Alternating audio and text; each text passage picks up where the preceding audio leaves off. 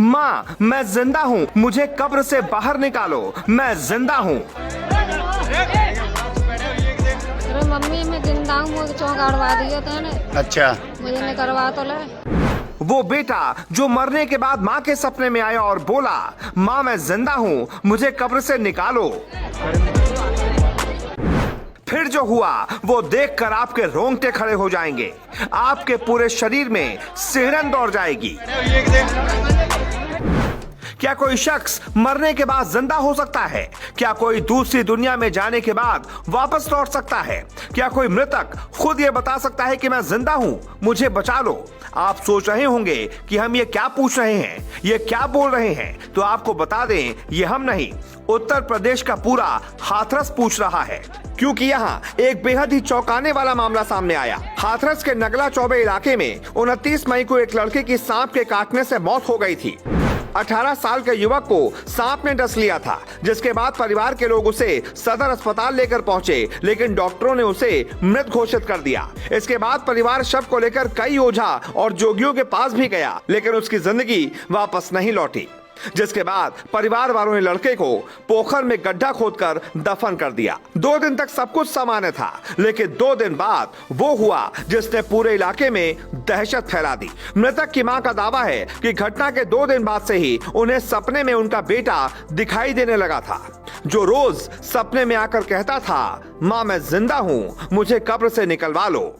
ये आपके लड़के का जो गाड़ा गया है, ये क्या पूरा मामला क्या है?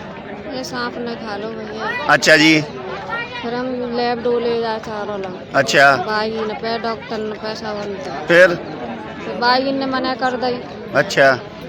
फिर लाके हमने घर रख लो, फिर सवारी कह रहे अब लगा दे जाए। अच्छा, फिर उसके बाद क्या हुआ? अब इनको निकाला क्यों जा रहा है? सपने दे रहे रोज के। क्या कह रहे हैं? अरे मम्मी मैं जिंदा हूँ, मुझे चौंक अड़वा दिया तूने। अच्छा, मुझे ने करवा तो ले। ये सपने से क्या आपको ही आते हैं? घर में सबों को आते हैं? घर में आता है, मोहल्ला वाले ने आते हैं, झाड़ू वाली आए।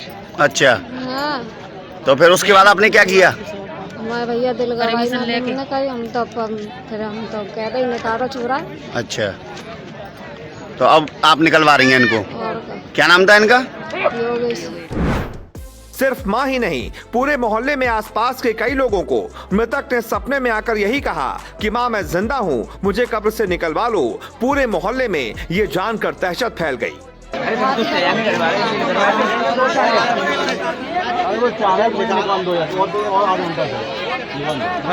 संतोषी तो हो जाएगी, थोड़ी सी निकलवा दो इसको।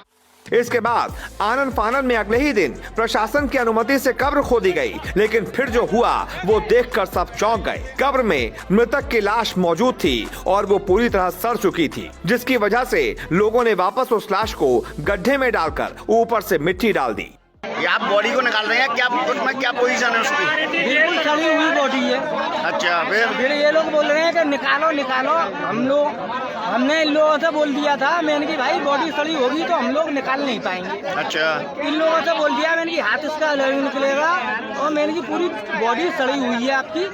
अगर आप लोग और प्रेशर गिर रहे हैं तो हम निकाल देंगे, ऐसी कोई बात नहीं है। निकालो ना भैया, फिर समझ गए? तो अब क्या पोजीशन है? अब बिल्कुल पोजीशन ये है कि सड़ी हुई बॉडी है। अच्छा, अब बोलो उसको निकालने से क्या होगा? हमें ना मालूम क्या होगा, वो इन लोगों को मालूम। युवक की मां के मुताबिक यही सपना उनके 12 और भी रिश्तेदारों को आया था।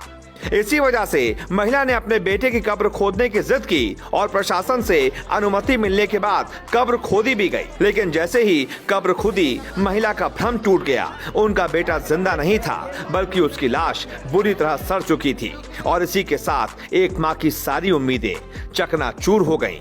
वो सोच रही थी कि शायद उसका बेटा जिंदा होगा, तभी वो सपने में आकर ऐसा कह रहा है। लेकिन जैसे ही गड्ढा खुदा, जैसे ही कब्र खुली, माँ की सारी उम्मीदें हमेशा हमेशा के लिए उसी कब्र में दफन हो गईं।